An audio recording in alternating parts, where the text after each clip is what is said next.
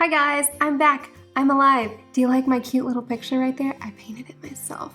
We're gonna put a spotlight on it. Just kidding, it just looks weird right there and I love it. All right, so it is October. So what does that mean? That means next month, in 2 weeks, starts November, National Novel Writing Month. I am here today to tell you exactly how I won NaNoWriMo last year, and then Camp NaNoWriMo, where I also set a 50,000 word goal in July of last year, not this year, unfortunately. I like it because it proves that I can creatively produce that many words a month.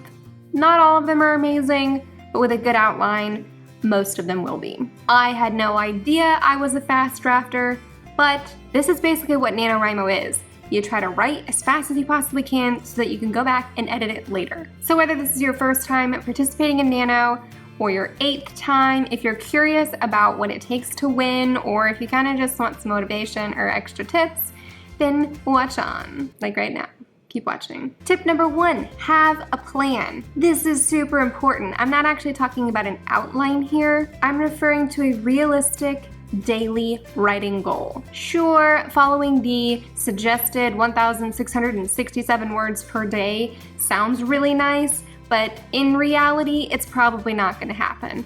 Most of us just don't have that everyday routine to be able to do that. You might have a dentist appointment. You might have some big exam for school come up. Also, there's holidays in November. Thanksgiving. It's a time where you all get together and you celebrate being thankful for each other.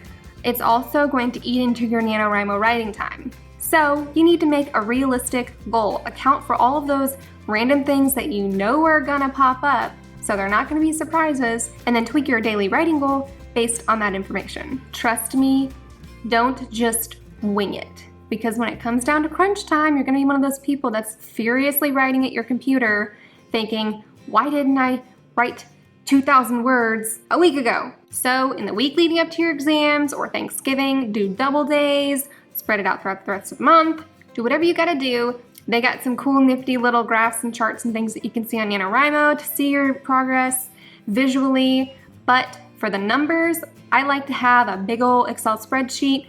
I make it with the calendar months, so it just looks like a big calendar. And then each day I put in bold the writing goal that I need to do for each of those days. So for me, for Thanksgiving, I know I'm not gonna be able to steal myself away and go write. So I know I have to make up for those words at a different time. I pre-plan for that, usually on the weekends. Number 2, prepare your life.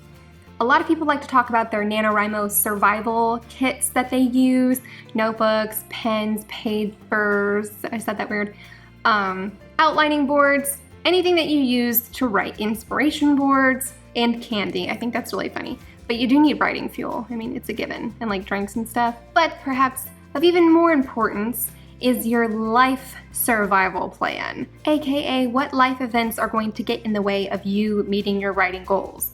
So, some of you writing are moms or dads. Is your kid starting football practice or soccer practice? I don't know why they would be starting in November, but if you usually take them to practice and you know that's gonna eat into your writing time a little bit, maybe see if you can carpool with another parent or see if your husband or wife could do it for you. Important things like making sure your family gets fed. Some writers like to pre-cook early in the week so they don't have to cook for the rest of the week when they're already hectic and going to their day jobs so that their family still gets fed. You might need to delegate some chores as well, and this is usually where the non-nanoers like to jump in and say, oh, if you can't maintain a daily writing habit, then you shouldn't be doing NaNoWriMo. Nano is all about the fast draft, and for many people, they can write a lot faster than they think they can. Some of us, myself included, need that no distraction environment so that they can push words out onto the paper. So prepare your life ahead of the month. That means in these 2 coming weeks,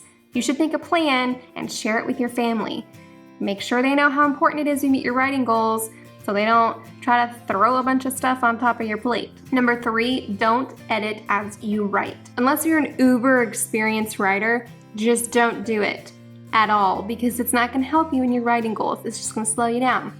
Literally, that's all it's gonna do. NaNoWriMo isn't about making it perfect. That's what post NaNoWriMo is about. When I first started taking writing seriously, this was my biggest challenge because I couldn't move on to the next chapter without making the previous one perfect. And it took me a long time to overcome that and to realize, hey, these best-selling novels that I love reading and all of these established authors, they do it the same way we do it. They hammer out a rough story and then they make it perfect. That seriously took me so long to grasp for some reason. Sure, you might be surprised sometimes at the awesomeness that you churn out the day before. You go back and read it and you're like, wow, this is actually really good. Or if you walk away immediately after, and I've done this, and you're like, that was a terrible scene, I'm gonna have to delete all of that. Don't do it. Don't even think about it. Don't look back at it. Just forget about it. Make a mental note, write it down on a piece of paper that you need to fix it later. So march on, you writing soldiers, and allow your first draft to potentially be garbage. Number 4, make an outline. Or don't. The whole reason I'm posting this video before NaNoWriMo is so that you guys can get ready with stuff like your outline. And if you've never tried an outline, you should definitely try it this Nano. If you've tried it and you hate it, then I still have a tip for you. Brainstorm what your next scene is going to be before you sit down to write it. So while you're washing the dishes, while you're driving to work, but be safe, don't run any like little kids over or something. Prepare yourself for the writing that you're going to get done. This will save you those nervous minutes when you're looking at the blank page and you're like, oh God, I don't know where to go from here. You're already gonna have thought of that before you sat down to write. Those who like to outline, here are some major things that you do need to cover. Your main characters, you need to know exactly who they are and what their goal is. That is super duper important. You also need your supporting characters, your plot structure, any world building that you might need, and then any subplots that you want to weave in. Have at least those main things covered before you sit down to write. I do a scene by scene outline, but that's just me. Actually, if you're going to be world building, I have another video that you should watch, and I actually have a cute little worksheet thing for you guys to use for it. So go check that out. You guys didn't know I was so bossy, did you? Number 5, get involved. One of the great things about NaNoWriMo is the community. Writing is a pretty solitary activity. We sit down by ourselves. If we're surrounded by loved ones, we might have music in, so we can ignore what they're saying. But this community of writers gets together and we all write together and root for each other, and it's just a lot more exciting. My favorite part of NaNoWriMo is the sprints hosted on Twitter.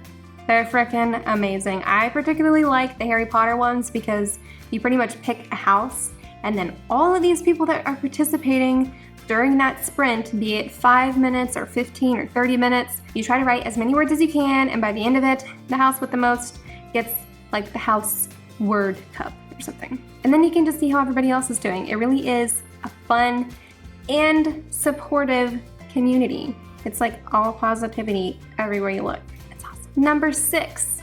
Have a social media plan. My previous tip segues really well into this one because you don't want to find yourself lost on Twitter all the time. Have a plan. Social media can be your downfall, and while the community for Nano is super duper amazing, you might get sucked in. So allow yourself a limited number of minutes to look at stuff like that before you meet your writing goal.